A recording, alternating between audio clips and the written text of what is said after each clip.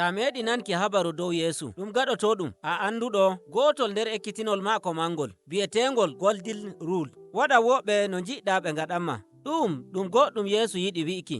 Ma'ana majum jonde yonki nder yidde Allah. Den giɗa woɓɓe no jiɗuɗa hoorema. ɗum boɗɗum.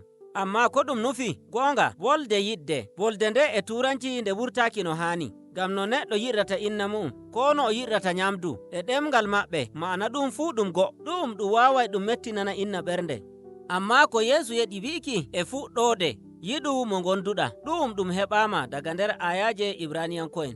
E nder deftere nden yidde e noddire ahaba, ɗemgal ngal Yesu ekkitiniri e nder balɗe ɗen ton faa yaki hande.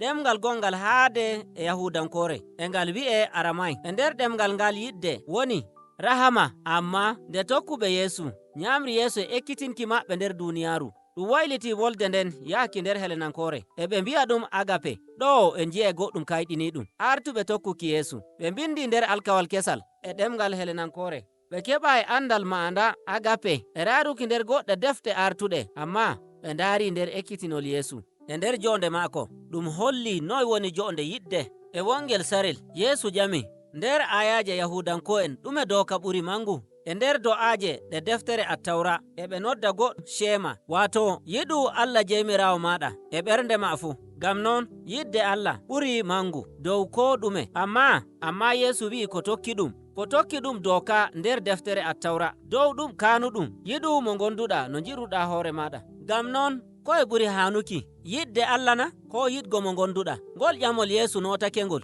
Ta ɗaɓɓiti ma'ana majum a yi'ay ɗum fuɗi ɗum e ɗum yahda. Yidde maɗa to Allah a hollay ɗum non no jiɗrata yimɓe. Ta yiɗi yimɓe a hollay ɗum no jiɗuɗa Allah. Waɗuki non ɗum tabbitinay e ɗo Yesu holli Agape woni kanuɗum ɓurɗum mangu yurminanki woɓɓe dow ko heɓiɓe. Yidde to Yesu woni ɗum kuugal e njayri, ɗum goɗɗum daga nder ɓernde neɗɗo ko waɗatamo o welnana woɓɓe no o yiɗi o welnirane. Yesu nyamri yeeso e ekkitinol maako dow yidde Allah. To neɗɗo yiɗi holla yidde Allah o yurminana woɓɓe, o watana ɓe e boɗɗum. To yi yimɓe gonɓe nder saɗɗum o walla ɓe, musamman ɓen ɗon ɓe mbawata wa'atankimo goɗɗum. E dow ekkitinol Yesu yidde ɗum goɗɗum iwoyɗum daga nder ɓernde Allah. O ɓeydi ekkitinki. Yesu e wi'a ko ɓuri mangu woni yidde. No ngaɗanta hoɗɓe ko nder kuuɗe ko nder bolwe. Yiɗu waywayɓe maɗa, waɗanɓe boɗɗum, ta waɗu ɓernde ɓe ngatitanma. Ekkitinol Yesu woni enɗoɗa waywayɓe maɗa, kollaɓe yidde nde wala kerol. Ɗum woni jikku Allah. Joni to en ngari e metuki dow yidde nde Yesu woodi don wanwanɓe maako,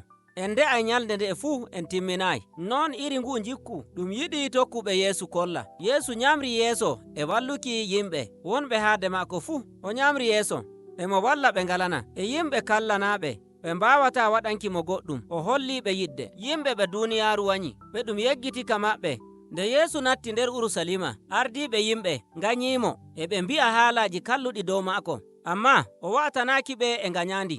O aliɓe ɓe mbarimo. Yesu maayi e yidde maako. Hallende wanwanɓe maako o maayi ngam yidde nde o woodi dow maɓɓe. Gaɗa humto sakkinki, Yesu e tokkuɓe mo ɓe enti dow bawɗe yidde Allah dow hallende duniyaaru. Yidde Yesu banginama nder yonki maako e mayde maako dow hallende duniyaaru e ummitaki maako daga mayde. Lilaɗo Bulus wi'i Allah holli yidde maako nde wala kerol dow meɗen, sarel ngel gonɗen ɓe hakke, kisnowo maayi ngam meɗen. Lilaɗo Yahaya o wi'i yidde Agape nde Allah, sarel ngel o lili ɓiyiko go'oto nder duniyaaru ngam o waddana ɓe yonki ki re'ata. E to Yahaya e sarel ngel ɗum waddi en yahki timmode. Sakike am, to ni non yidde Allah woni dow meɗen, dole kollidiren yidde. Ngam non hoolare tokkuɓe Yesu e dow on ɗon jeyɗo ko ɗume dow e les, mo yidde muɗum warki to meɗen enen gonɓe nder duniyaaru maako. Kanjum woni dalila ɗum o tarri en ngam keɓen yidde maako garunde daga to Yesu. Nden bo kokkende woɓɓe